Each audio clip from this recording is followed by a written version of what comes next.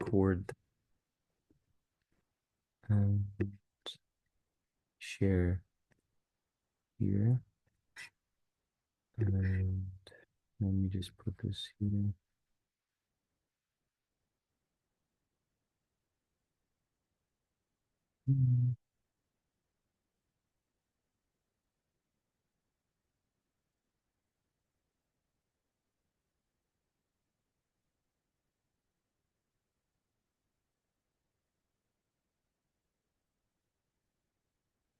Okay. So salivary glands, what we need to know about them, they're three, okay, but they're in pairs. So we have the parotid glands, we have submandibular glands, and we have the sublingual glands, okay? Parotid, sublingual, submandibular. Okay. Uh, Yeah. does the thyroid ما بيعدوها؟ No, no, no. Thyroid is not a salivary gland. Okay. Thyroid is a it's an organ that helps us in metabolism, releases T3 and T4 that or from the pituitary as well, PTH, the four glands behind the thyroid. Um, T3 and T4 help in building things. They also help in iron metabolism. Pituitary gland helps in releasing PTH, which helps you with calcium levels. Okay. So this is just general, but now we're speaking about salivary glands, something different. Salivary glands, saliva, hence the fluid in your mouth that keeps your mouth moist and helps in having digestive juices that breaks down the food initially, the first step when the food enters your mouth. Okay. So that's general information. The salivary glands have two functions, moistening and also digestive juices. Okay.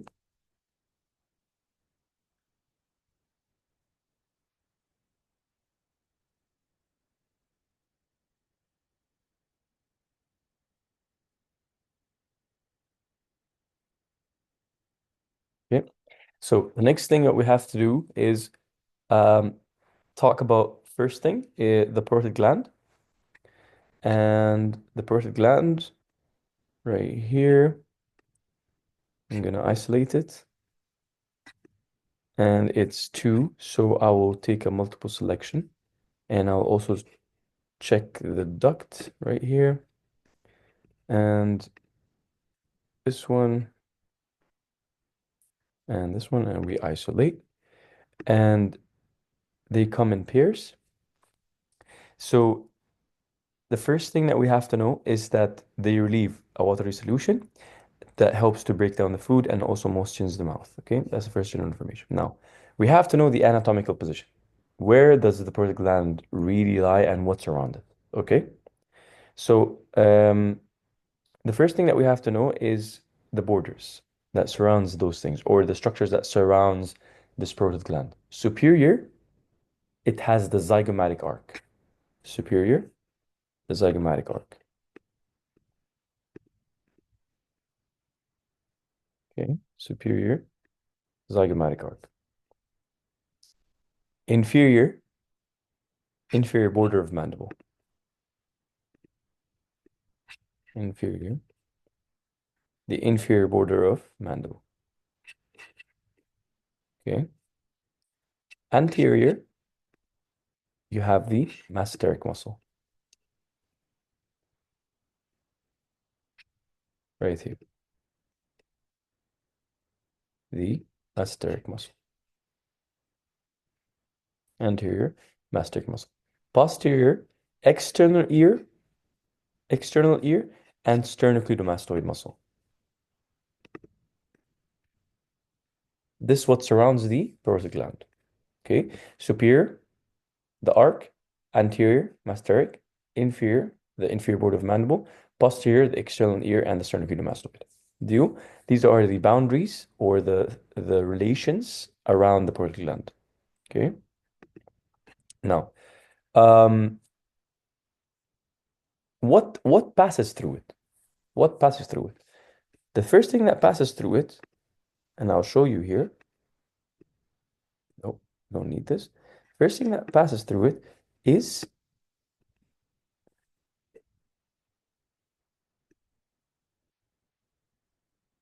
it's not very accurate here, but facial artery.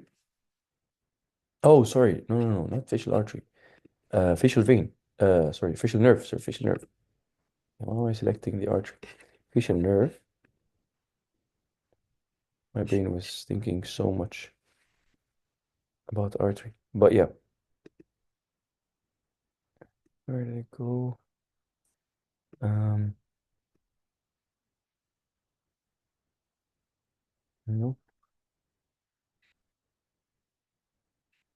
Yes, probably this one. Yes. So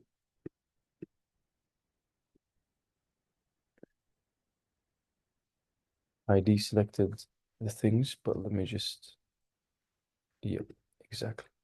So you can see, first thing is the facial nerve. Facial nerve, okay?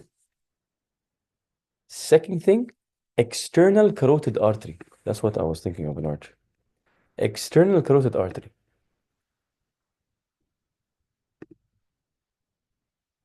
Second thing, external carotid artery. Third, retromandibular vein.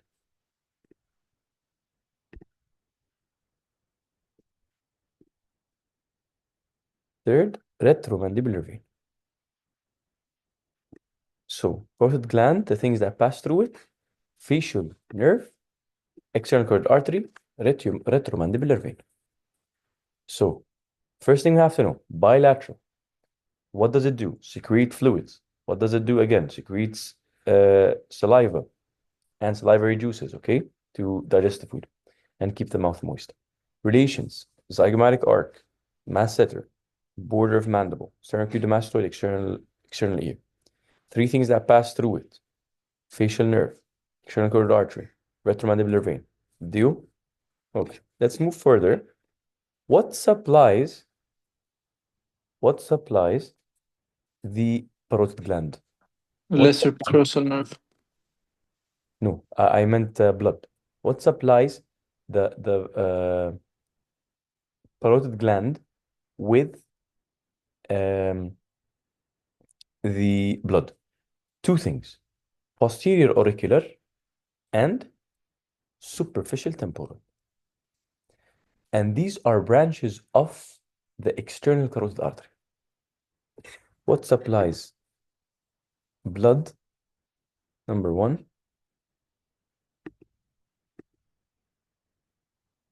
yes, posterior auricular and superficial temporal. This gives blood supply to the parotid gland. Okay. Now, what else do we need to know? Innervation. Now, the innervation, it's either sympathetic or parasympathetic. It comes in two ways. It's either sympathetic or parasympathetic, okay, to help the gland either release more saliva or reduce the amount of saliva produced, okay? So parasympathetic innervation is from the glossopharyngeal nerve, okay? From the inferior ganglion, if you guys remember, if you studied the glossopharyngeal nerve gives off a branch from the inferior ganglion going to the tympanic plexus, to the otic ganglion, becomes an auriculotemporal nerve. Okay, this nerve supplies parasympathetic innervations to increase production of saliva. So glossopharyngeal nerve helps innervate. Glossopharyngeal nerve is the cranial nerve number 9. Okay, glossopharyngeal nerve is cranial nerve number 9. It helps cause a parasympathetic innervation to the parotid gland to increase the production of saliva, and specifically a branch from the glossopharyngeal nerve called the auriculotemporal nerve. Okay, that's the first thing. The second thing is you have sympathetic innervation, which reduces the production of saliva from the parotid gland, and this sympathetic innervation happens through superior cervical ganglion. Superior cervical ganglion. This is the end of the parotid. That's the first part of the answer. Okay? So superior ganglion of the glossopharyngeal on the sympathetic. No, no, no, no, no, no.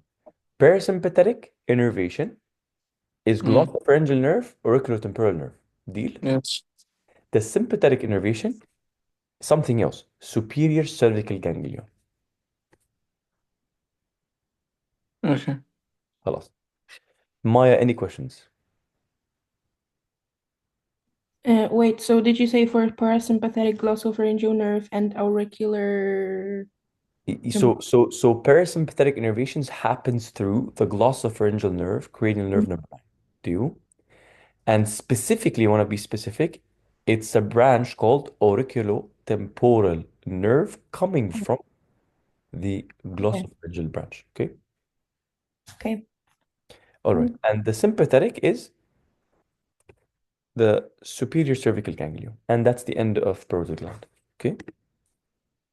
Now let's go to the next one, which is submandibular gland.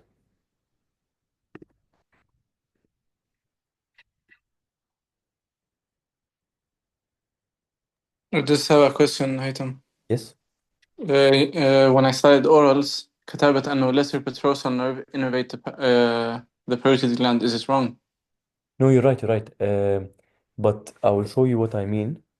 One second. I will show you guys what I mean so that you're not very confused about this point and you kind of have an image in your brain. This guy actually draws it so good, so I'll get him out. Glossopharyngeal nerve.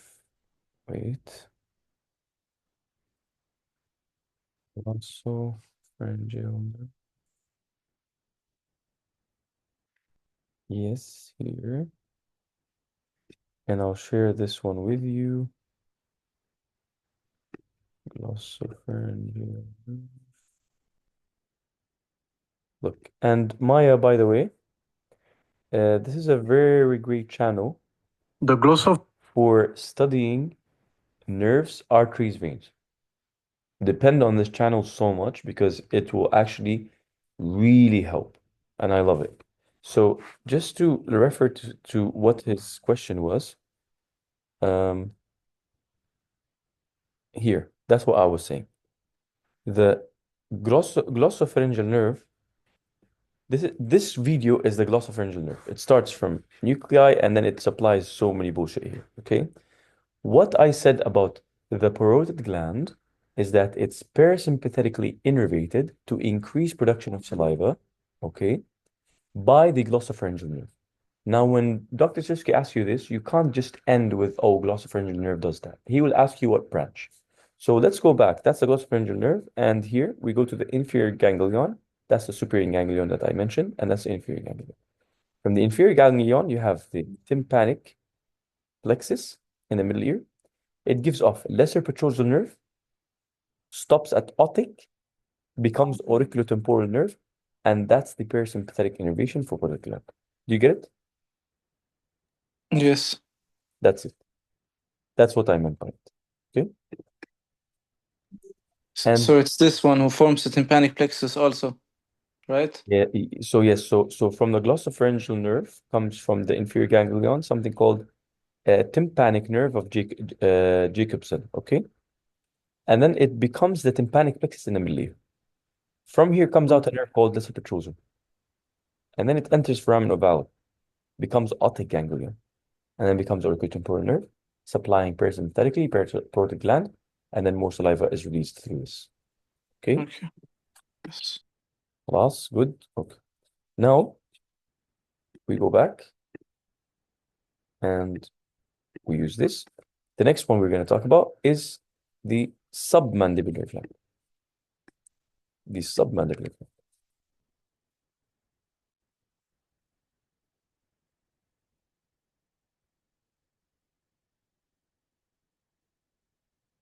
The submandibular gland, again, bilateral gland, just like the parotid, they're made up of two. Okay. And likewise, they release saliva for lubrication, and they release in the saliva juices for digestion. Okay. Likewise, we need the anatomical position. Okay, we need the anatomical position. And yes, superiorly, we have the inferior body of mandible. Superiorly, the inferior body of mandible. Take it this way. Superiorly, inferior body of mandible. Anteriorly, you have the anterior belly of digastric. Posteriorly, posterior belly of digastric. And what does this remind us of, guys? Look, this triangle is called the submandibular triangle. So now we know that the borders mentioned here, or the things near the submandibular gland, form a triangle. And this triangle, and I'll make it more clear for everyone. Make it more clear for everyone. Select more clear for everyone. This is the triangle that we're talking about. And I'll select our big boy. And that's a triangle formed by superiorly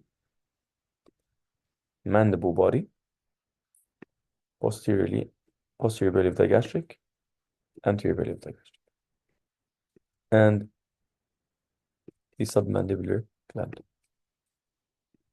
Okay, so this is called the submandibular triangle. The one I drew contains the submandibular gland. Okay, what is it made up of? Like if you look at the submandibular gland and you take it alone and you isolate it, look at it.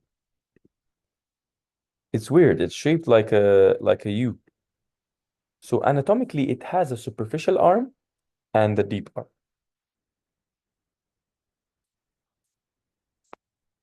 The superficial arm and the deep arm.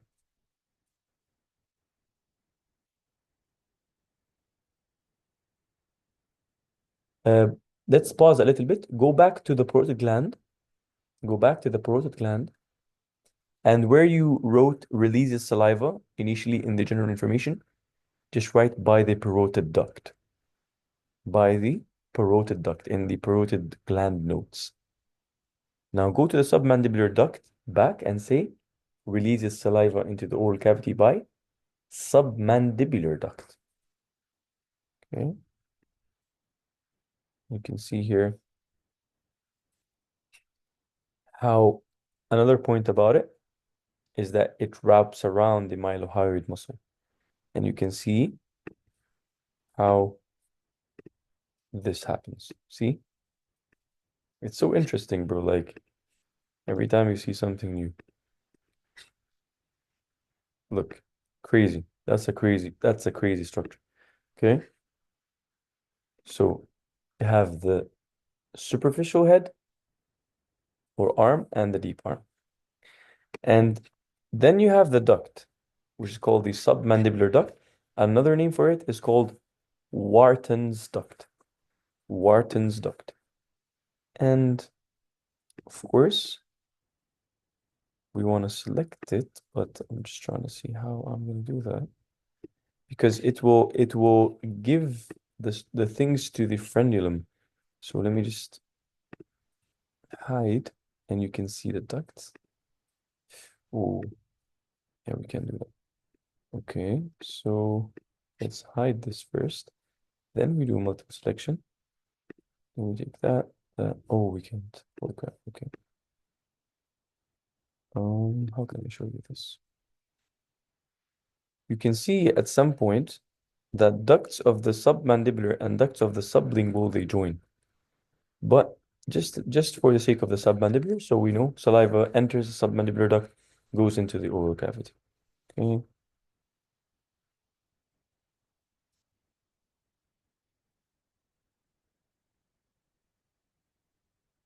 What supplies the submandibular gland with blood? I think me and Anas we were talking. Anas, you remember when you asked about the submental artery? Yes. Submental artery comes out from the facial artery.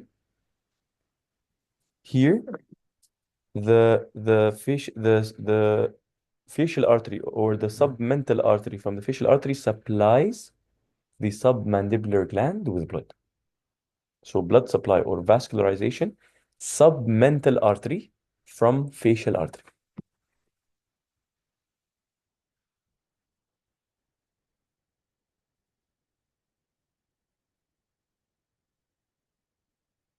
Okay. Finally, innervation.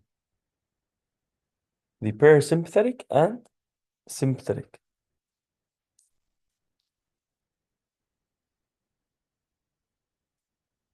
Sympathetic innervation same as submandibular. It's innervated by superior cervical ganglion. This ganglion stops this gland from secreting more saliva. Superior cervical ganglion. The parasympathetic innervation of the submandibular gland, okay,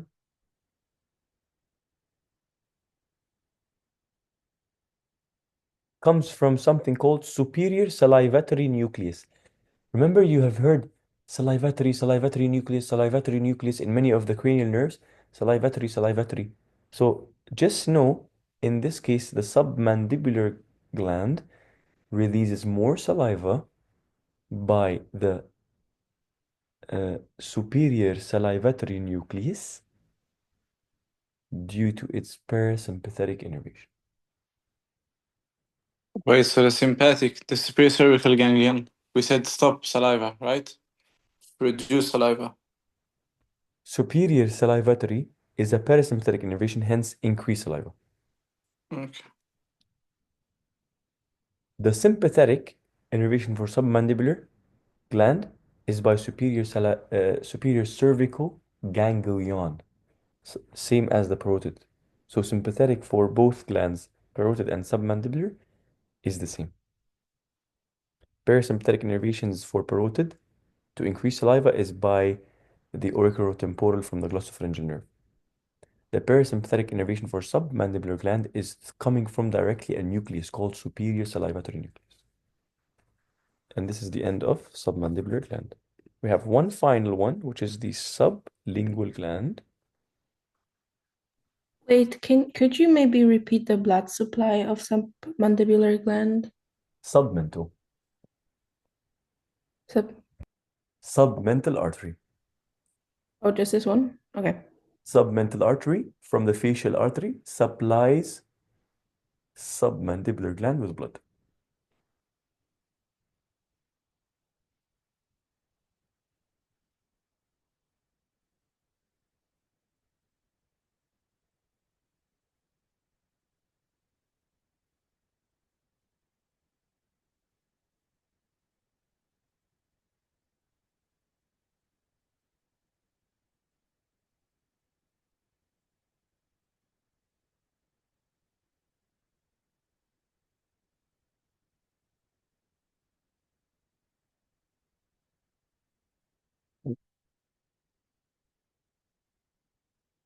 And we didn't have any inferior border on this one, right? On Submandibular. inferior border for the submandibular, Mm.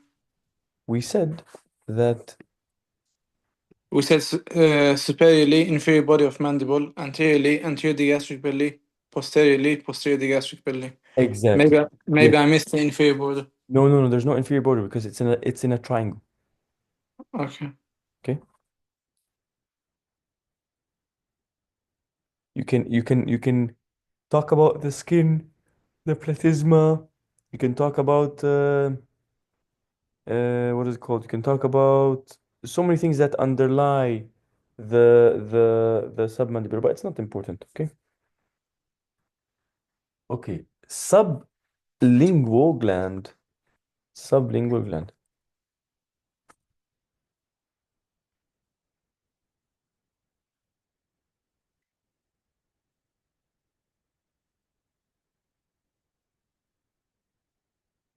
Sublingual gland, they are almond shaped.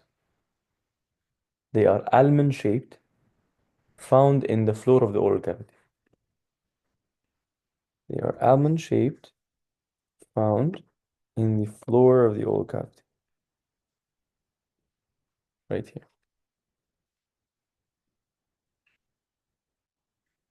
Almond chain found in the floor of the oral cavity. They are found underneath the tongue.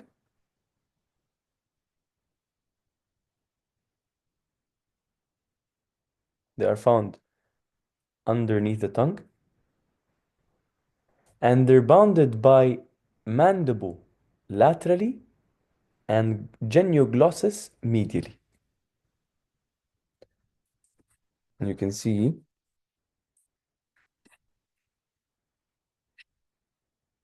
the genioglossus is this one, which, well, this is the tongue, but let me see.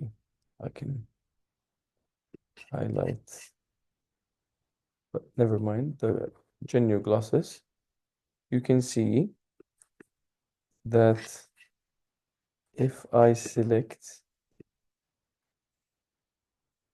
here,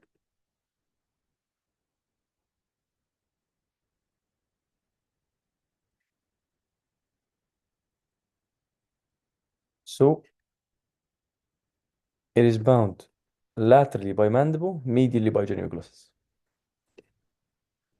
Sublingual gland.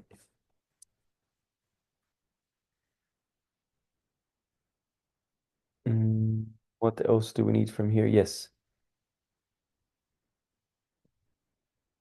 The both sublingual glands, both of them, they unite anteriorly.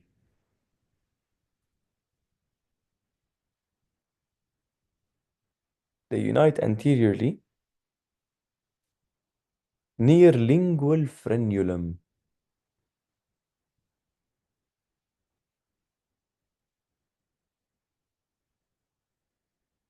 They unite anteriorly, forming lingual frenulum. Do they form lingual frenulum or only close to it? They basically what happens is they unite anteriorly and form a mass. Form a mass. Oh, close to it, not the lingual frenulum. You're right. Close to it, yes. They unite anteriorly, forming a mass which is found near lingual frenulum. Okay.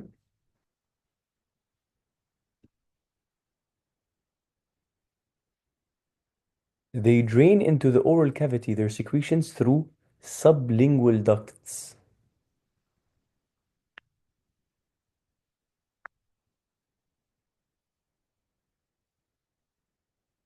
Sublingual ducts. What is the blood supply here? Blood supply, submental arteries and submental artery and sublingual artery.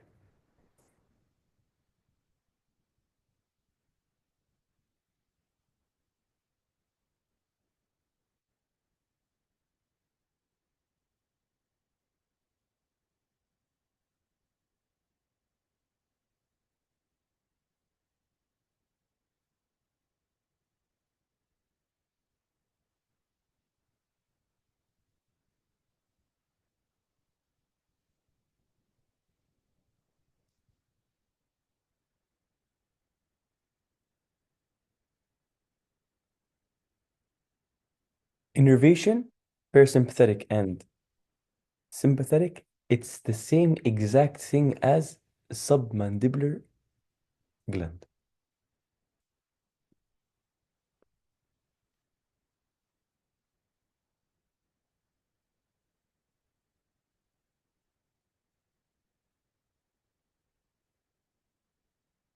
Hmm. So this is the end of the issue.